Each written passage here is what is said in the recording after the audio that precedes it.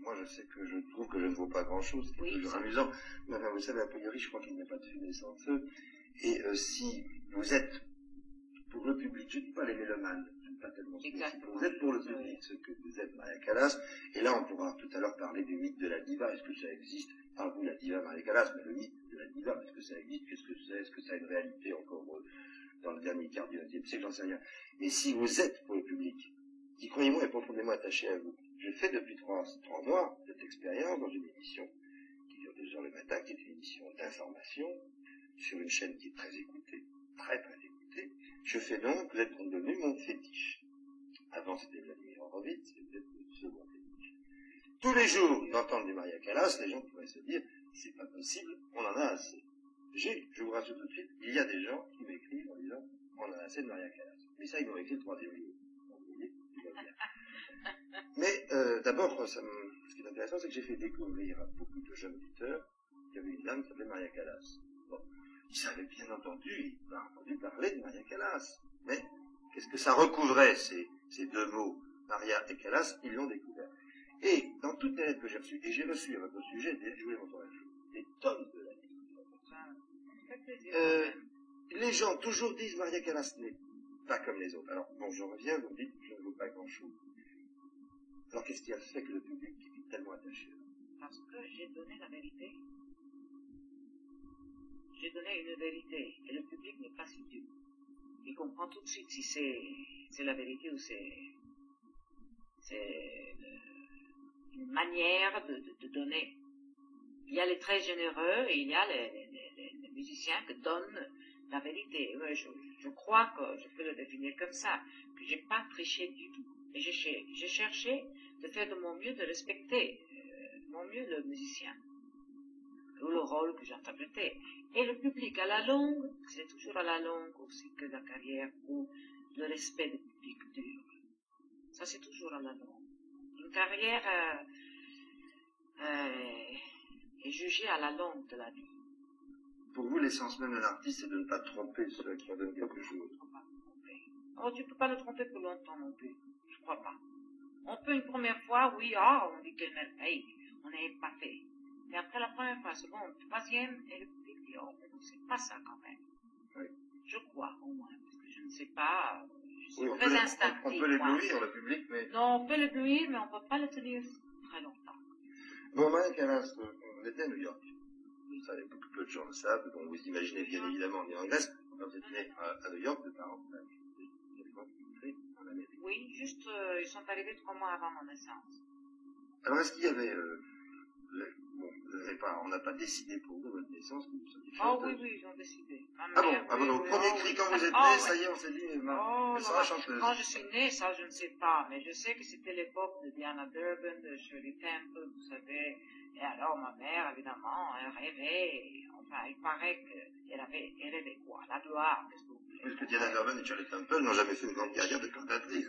Non, mais c'était la gloire. Elle voulait la gloire pour vous. Elle voulait la gloire, oui. Vous savez, chaque mère, hélas, et j'avais pas de choix. Mais oui, parce qu'il faut laisser l'enfant se décider pour lui-même. Normalement, dès le départ, on a décidé que elle a décidé que je dois devenir une grande chanteuse. Et probablement, j'avais quelque chose, parce qu'évidemment, elle n'aura pas continué. Et là aussi, je cherchais avec ma mère de tricher, parce que j'ai dit, bon, j'avais 13 ans, quoi, quand je suis allée en Grèce.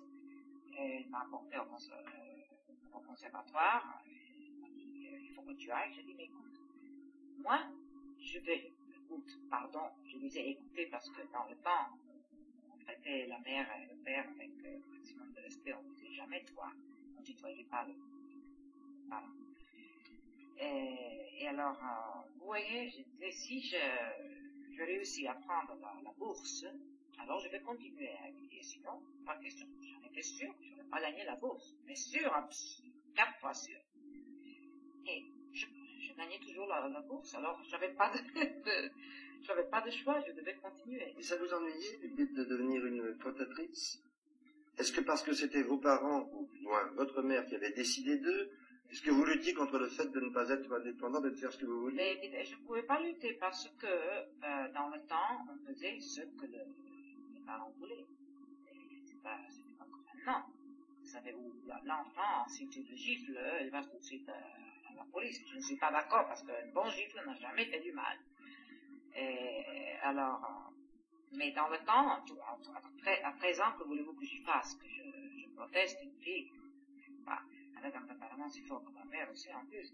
Et en plus que tout de suite j'étais sur scène, parce que tout de suite j'ai gagné la bourse, mais j'étais aussi prima donna tout de suite. Disons prima donna, qu'est-ce que ça veut dire prima donna? Est-ce que vous savez bien? Parce que on dit diva, mais on a raté le vrai sens du mot. La prima donna, qu'est-ce que c'est ce nom? Si je peux poser. Je pourrais vous donner des traductions qui seraient, je l'imagine, presque aussi fausses les unes que les autres, parce qu'effectivement, on dit prima donna, tout le monde emploie ce mot, et sinon, qu'est-ce que ça recouvre d'une manière très exacte, on ne le sait pas. Je voulais dire, prima donna, c'est comme jeune première, non? Débutante. Non, c'est le premier rôle de l'opéra, ou de la pièce. Prima donna, la première femme. Donc, ça se classifie, disons, Medea, ou Traviata. C'est la prima donna, ça veut dire la Violetta, ou la Medea, ou la Norma, la première femme de la compagnie, le premier rôle. Vous voyez comment tout est changé? Et alors, évidemment, alors on dit, oh, cette prima donna, pour dire, c'est là que je dire le premier rôle. Alors, avec les années, probablement ça a changé. On dit, oh, c'est diva. Elle fait la prima donna, c'est-à-dire le premier rôle. Comme dans Trovatore, par exemple, la prima donna est, oui, Leonora. Mais le premier rôle est de ténor. C'est Manrico. Mais la prima donna est une chose dont je suis très fière. Parce que être prima donna veut dire que tu es à la hauteur de ta mission. Que tu fais bien ton rôle. Et alors, il y a de quoi être orgueilleux d'avoir réussi ça.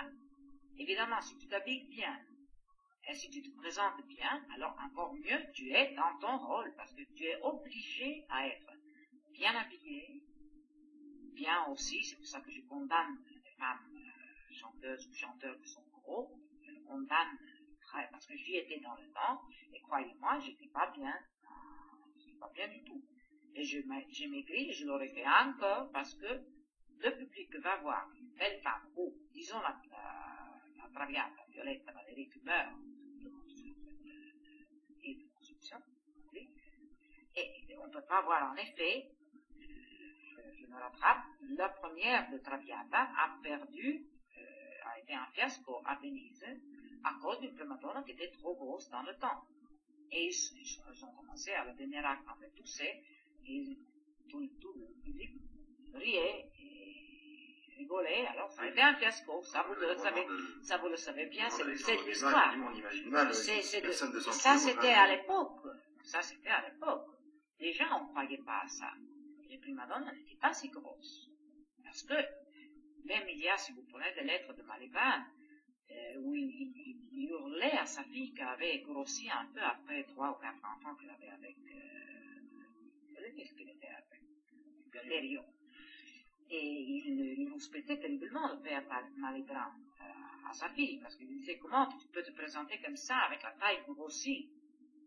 C'était un devoir, c'est un devoir que tu ressembles à ce que, à peu près, tu devrais être. Une belle femme ne peut pas être énorme. C'est pas l'exhibition vocale qui compte. Oui, mais ça, Maria Callas, que vous le voyez ou non, vous avez quand même été la première, ou une des premières, mais moi, bon, je pense, historiquement la première, à dire, c'est fini, nous devons ressembler à des femmes belles, à des femmes désirables, il n'y a pas que la poitrine, le chant, et on vous l'a beaucoup reproché. Oui, mais moi, j'ai toujours fait ce qu'il me semblait juste de faire, pour l'art, parce que nous sommes peu de choses avec cet art qui est tellement grand. Et je ne sais pas du tout, j'aurais fait de nouveau, tout ce que j'ai fait, j'aurais fait.